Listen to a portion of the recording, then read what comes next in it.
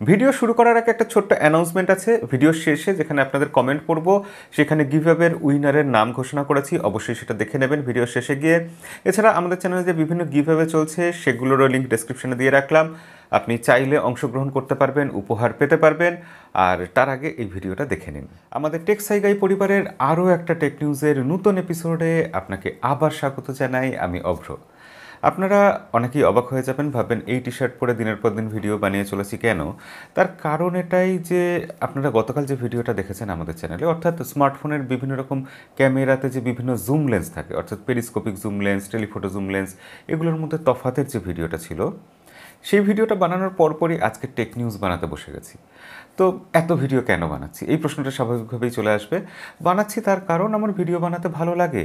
আর আপনারা ভিডিও দেখছেন কেন? কারণ আপনারা ভিডিও থেকে কোথাও না কোথাও কিছু না কিছু কোয়ালিটি পাচ্ছেন, কিছু শিখতে পারছেন, কোথাও গিয়ে আপনাদের এই ভিডিও ভালো লাগছে। তো যতদিন অবধি এই ভালো লাগা ভালোবাসার ব্যাপার স্যাপার চলতে থাকবে, আমি এইভাবেই ভিডিও বানাতে চাই। এবং কোয়ান্টিটি হোক না, অসুবিধা কী আছে। প্রথম খবরেই বলতে চাই যে এলজি একটা ট্রান্সপারেন্ট ডিসপ্লেযুক্ত টিভি শো করে ফেলেছে। মানে এর আগে বহুদিন আগে তারা শো করেছিল, এবার তারা সরাসরি সেটা মার্কেটে নিয়ে আসছে। তারা সেটা প্রমোশন করা শুরু করে দিয়েছে এবং সেখানে এটা নতুন একটা অভিনব দিগন্ত খুলে দিচ্ছে। তারা যেরকমভাবে দেখাচ্ছে জিনিসটা, ব্যাপারটা এরকম যে আপনি টিভিটাকে শুধু টিভি হিসাবে ব্যবহার করবেন এরকম নয়। ব্যাপারটা এরকমও হতে পারে, আপনার জানলার কাচ হিসাবে আপনি যদি এই ডিসপ্লেটা ইউজ করেন, তাহলে সেই ডিসপ্লেতে আপনি বিভিন্ন রকম ছবি দেখতে পারবেন, লেখা দেখতে পারবেন, মেনু দেখতে পারবেন। সেই ডিসপ্লেটাই ফোনের ডিসপ্লের মতো টাচ স্ক্রিন ডিসপ্লে হিসাবে ইউজ করতে পারবেন। প্লাস তার সাথে আপনি সেটাকে জানলা হিসাবেও ব্যবহার করতে পারবেন। একটা ট্রেন, একটা বাস, একটা অন্যান্য কোনো যানবাহন, তার যদি উইন্ডোজগুলো, কাচগুলো এরকম হয়ে যায় কেমন হবে? একটা রান্নাঘরের শেলফ, যেখানে বিভিন্ন রকম জিনিসপত্র রাখা থাকে, তার যদি দরজাটা, তার যদি বাইরের উইন্ডোটা কাচের হয় আর সেই কাচটা যদি একটা টিভি হয়, তাহলে কেমন হবে? এলজি সত্যি এখানে একটা নতুন কিছু আনতে পারে এবং ট্রান্সপারেন্ট ডিসপ্লে যদি সত্যি এইভাবে এসে যায়, আমাদের চারদিকে আমরা সায়েন্স ফিকশন মুভি দেখব আগামী দিনে। স্যামসাং গ্যালাক্সি S21 এই মাসেই লঞ্চ করছে এবং সেটা নিয়ে এখন তো নিয়মিত খবরে কিছু না কিছু খবর থাকবেই। তো আজকের খবর এটাই যে তাতে যে Exynos 2100 প্রসেসর থাকবে, সেই প্রসেসর 25 থেকে 30% আগের থেকে বেটার ব্যাটারি এফিসিয়েন্ট হবে। আমাদের এতদিন যেটা অভিযোগ ছিল এক্সিনোস প্রসেসর ব্যাটারি ড্রেন করে দেয়, সেই জায়গাটা এবার স্যামসাং ঠিক করে নিয়েছে। স্যামসাং অবশ্যই এক্সিনোস প্রসেসর নিয়ে ভালো কাজ করছে। এবং আপনাদের অনেকেরই প্রশ্ন থাকে, স্যামসাংয়ের এক্সিনোস প্রসেসর আমাদের কেন হাতে আসে, আমরা কেন কোয়ালকমের প্রসেসর দেওয়া ফোন স্যামসাংয়ের তরফ থেকে আমাদের দেশগুলোতে পাই না? তার কারণ এটাই, স্যামসাং নিজে এক্সিনোস প্রসেসর তৈরি করে, তাই তারা তাদের ফোনে এক্সিনোস প্রসেসর দেবে, পয়সা বাঁচাবে, এটাই স্বাভাবিক। কিন্তু আমেরিকা বা বিভিন্ন দু একটা দেশে তারা এক্সিনোসের বদলে কোয়ালকম প্রসেসর দেয়, কারণ সেখানে কোয়ালকমের কিছু পেটেন্ট আছে। সেই সব দেশগুলোতে, আমেরিকাতে কোয়ালকমের কিছু পেটেন্ট আছে, সেখানে অন্য কোনো প্রসেসর বিক্রি করতে গেলে, এক্সিনোসের প্রসেসর বিক্রি করতে গেলে কোয়ালকমকে এতটাই বেশি রয়্যালটি দিতে হবে, টাকা পয়সা দিতে হবে, যে তাতে খাজনার থেকে বাজনা বেশি হয়ে যাবে। তাই বাধ্য হয়ে তারা কোয়ালকমের প্রসেসর দেয়, এক্সিনোসের প্রসেসর সেই সব দেশগুলোতে দেয় না। টেক নিউজের মাঝখানে আপনার জন্য একটা প্রশ্ন আছে। যারা আমাদের চ্যানেলের নিয়মিত দর্শক, তাদের তো প্রশ্নটা করে লাভ নেই, তারা মোটামুটি আমার অত্যাচার নিয়মিত সহ্য করেন, ভিডিও দেখেন। কিন্তু যারা আমাদের চ্যানেলে নতুন এসেছেন, প্রথম এই ভিডিওটা দেখছেন, তাদের আমাকে কেমন লাগছে, আমাদের টেক নিউজ কেমন লাগছে, যদি একটুও ভালো লেগে থাকে, তাহলে আগামীকাল আমার সাথে দেখা করার জন্য সাবস্ক্রাইব বাটনটা আর বেল আইকনটা অবশ্যই প্রেস করে রাখবেন, আর বাকি ভিডিওটা দেখবেন। গত বছরের টেক নিউজে আপনাদের বলেছিলাম, হ্যাঁ, দুদিন আগের টেক নিউজ মানে সেটা গত বছরের টেক নিউজ হয়ে গেছে। গত বছরের টেক নিউজে আপনাদের বলেছিলাম যে অ্যাপেল তাদের আইফোনের পরের বছরের আইফোন, অর্থাৎ 2022 সালের আইফোনে তারা ফোল্ডিং ফোন নিয়ে আসবে। কিন্তু নতুন লিক বলছে যে অ্যাপেল ফোল্ডিং ফোন একটা নয়, দুটো ফোল্ডিং ফোন নিয়ে তারা টেস্ট করছে। ফক্সকনের ল্যাবরেটরিতে, ফক্সকনের কারখানাতে দুটো ফোল্ডিং ফোনের টেস্ট হয়ে গেছে এবং সেই দুটো ফোল্ডিং ফোন টেস্টে পাসও করে গেছে। একটা ডুয়েল স্ক্রিন ফোন, যার মাঝখানে হিঞ্জ দিয়ে দুটো স্ক্রিনকে যোগ করা আছে, আর একটা কিন্তু স্যামসাংয়ের জি ফ্লিপ ফোনের মতো, অর্থাৎ ক্ল্যাম্পশেল টাইপের ফোন, লম্বা টাইপের ফোন, মাঝখান থেকে যেটা ভাঁজ হয়ে যাবে। অ্যাপেল দুটোই নিয়ে আসবে না, এটা একদম নতুন খবর জানা যাচ্ছে যে অ্যাপেল দুটোর মধ্যে থেকে যে কোনো একটাকে শেষ অবধি বেছে নেবে এবং সেই ফোনটাই আগামী বছর অ্যাপেলের আইফোন 14, হ্যাঁ 14, আইফোন 14 নাম দিয়ে আসবে। বাকি ফোল্ডিং ফোনগুলোর খবরও তাহলে দিয়ে নিই। ফোল্ডিং ফোন ঠিক নয়, এটা হচ্ছে স্ট্রেচেবল ফোন। ভিভো আর একটা পেটেন্ট ফাইল করেছে, যেখানে আমরা দেখতে পাচ্ছি যে সাইডে, ডান দিকের সাইডে টানলে বড় হয়ে যাবে, স্ট্রেচ হয়ে যাবে, এই টানাটানি করার একটা ফোন তারা নিয়ে আসছে। এটা তারা পেটেন্ট ফাইল করেছে। আর ভিভোর পেটেন্ট ফাইল করা, ওপোর পেটেন্ট ফাইল করা মানে আপনারা জানেন এটা অ্যাপেলের মতো নয়, পেটেন্ট ফাইল করলো মানে ফোন আসবে।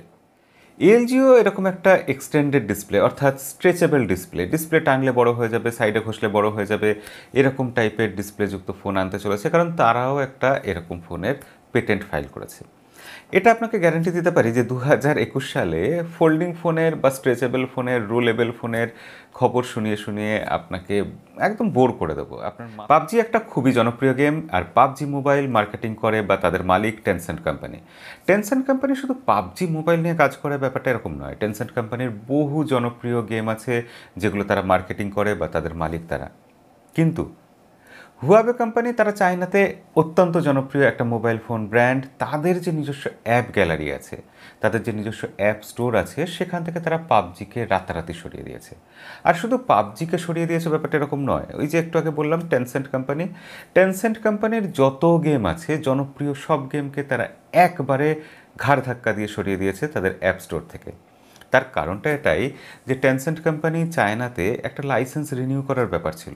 এই গেমগুলো অ্যাপ স্টোরে রাখতে হলে যে সরকারি লাইসেন্স রিনিউ করতে হতো সেটা তারা করেনি, তাই হুয়াবে তাদেরকে অ্যাপ স্টোর থেকে, অ্যাপ গ্যালারি থেকে রাতারাতি সরিয়ে দিয়েছে। চায়নাতে দুটো চাইনিজ কোম্পানির মধ্যে মারামারি চলছে, কি বলবো।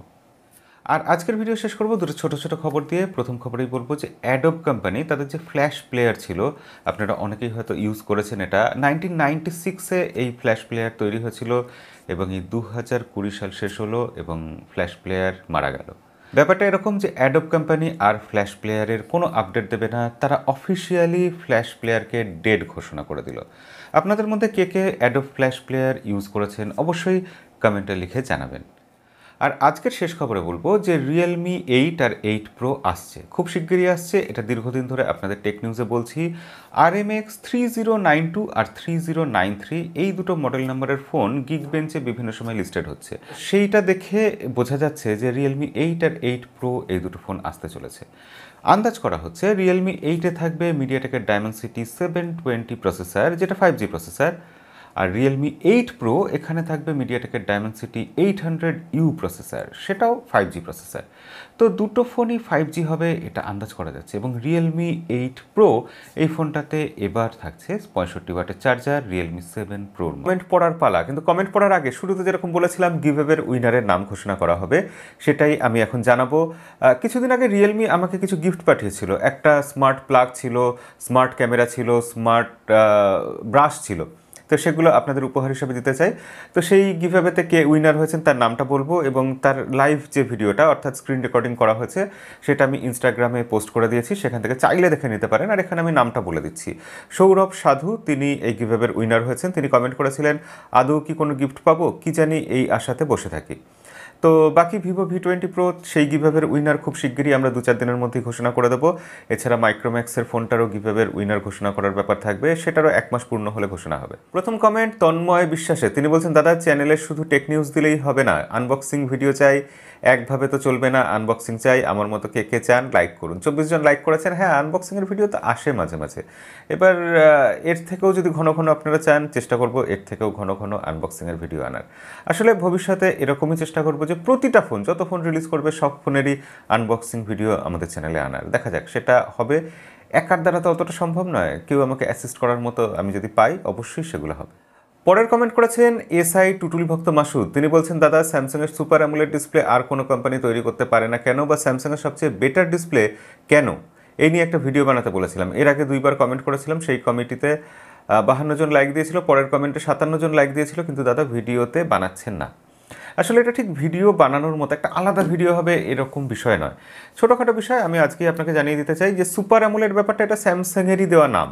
অ্যামোলেড ডিসপ্লেকে আরেকটু বেটার করা হয়েছে এবং সুপার অ্যামোলেড নাম দেওয়া হয়েছে, এটা স্যামসাংই করেছে, এটাকে আর কেউ কোনোদিন নিয়ে নিতে পারবে না। স্যামসাংয়ের এখানে পেটেন্ট আছে, কপিরাইট আছে, এসব ব্যাপার আছে। কিন্তু অ্যামোলেড ডিসপ্লে অন্যরা চাইলে বানাতে পারে, চেষ্টা করতে পারে, যেটা স্যামসাংয়ের টেকনোলজি এত উন্নত, স্যামসাং দীর্ঘদিন ধরে সেটা নিয়ে এত ভালো কাজ করেছে, তাকে কেউ এখন ছুঁতে পারছে না। চাইনিজ দু একটা কোম্পানি চেষ্টা করছে, টিসিএল, বিওই, এইসব কোম্পানিগুলো অ্যামোলেড ডিসপ্লে বানাচ্ছে এখন, কিন্তু কোয়ালিটি স্যামসাংকে ধরা এই মুহূর্তে প্রায় অসম্ভব হয়ে গেছে। স্যামসাং এতটাই ভালো কোয়ালিটি তৈরি করে। আর অ্যামোলেডের প্যারালাল আছে, মানে প্রায় অ্যামোলেডের মতোই সামান্য টেকনোলজির এদিক ওদিক, পিওলেড, যেটা তৈরি করে এলজি। সেটাও এলজি এত বড় কোম্পানি, তারাও এত বছর ধরে কাজ করছে, তারাও কিন্তু অ্যামোলেডের মতো এত ভালো টেকনোলজি দিতে পারছে না। এটা দক্ষতার ব্যাপার আর কি, এক একটা কোম্পানি এক একটা ব্যাপারে দক্ষ হয়ে যায়, সেরকম ব্যাপার। পরের কমেন্ট করেছেন কৌতূহল, তিনি বলছেন আসলে টেক্সাই গাই ভাই বাংলাদেশের ভিউয়ারদের কথা চিন্তা করেন না, তাই বাংলাদেশের সময় রাত 12টা 30-এর আগে ভিডিও দেন না। আমরা তো স্টুডেন্ট, আমাদের দ্রুত না ঘুমানো খুব খারাপ অভ্যাস হয়ে যাবে। তাই ভাইয়ের কাছে অনুরোধ, ভিডিও পশ্চিমবাংলার সময় রাত 11টায় দিলে আমরা 11টা 30-এ দেখতে পেতাম। 96 জন লাইক করেছেন। ব্যাপারটা এটাই যে আপনারা প্রায় বলেন যে কেন দেরি করে ভিডিও দিচ্ছেন, তাড়াতাড়ি দিচ্ছেন না। আমি নিজেও তো চাই তাড়াতাড়ি ভিডিও দিতে, দেরি করে ভিডিও দিলে আমার কোথাও কোনো লাভ নেই, সুবিধা নেই, কিন্তু ম্যানেজ করে উঠতে পারি না। মানে অফিস করে এসে তারপর ভিডিও বানাতে বসলাম আর একা হাতে সব কিছু করলাম, এই ব্যাপারটা করতে করতে যা সময় চলে যায়, দেরি হয়ে যায়। আমি চেষ্টা করি যতটা তাড়াতাড়ি সম্ভব করার। এবার যদি আরও তাড়াতাড়ি করতে যাই, কোথাও গিয়ে কম্প্রোমাইজেশন এসে যাবে। অর্থাৎ টেক নিউজে যে নিউজগুলো আপনারা দেখেন, সেই নিউজগুলো আরেকটু কোয়ালিটি খারাপ হবে, কিছু জায়গায় তো অবশ্যই কোয়ালিটির ঘাটতি হয়ে যাবে। তো আমি সেটা করতে চাই না বলে দেরি করে ফেলি। তো অবশ্যই বাংলাদেশের সাথে ইন্ডিয়ার সময়ের তফাৎ মাত্র আধ ঘন্টার, সেক্ষেত্রে রাত ইন্ডিয়াতেও হয়ে যায়। ইন্ডিয়াতে রাত 12টা আর বাংলাদেশে 12টা 30, দুটোই অনেক রাতের ব্যাপার। এত রাতে ভিডিও দেওয়াই উচিত না, সবার জন্যই এটা অত্যাচার করা। কিন্তু আমি চেষ্টা করেও ফেল করছি। অবশ্যই ভবিষ্যতে এই ব্যাপারটা খুব সিরিয়াসলি নেব এবং এটা অবশ্যই ঠিক করব। পরের কমেন্ট করেছেন আকরাম আহমেদ, তিনি বলছেন দাদা 2020 সালের কোন ফোন আপনার সবচেয়ে ভালো লেগেছে, দয়া করে বলবেন। এখানে আমি যেসব ফোন ব্যবহার করেছি তার মধ্যেই বলতে হয়, যেগুলো ব্যবহার করিনি তার মধ্যে তো বলা যাবে না। সেটা বলা গেলে আমি অবশ্যই স্যামসাং গ্যালাক্সি নোট 20 আলট্রা বলতাম, কিন্তু সেটা বলবো না।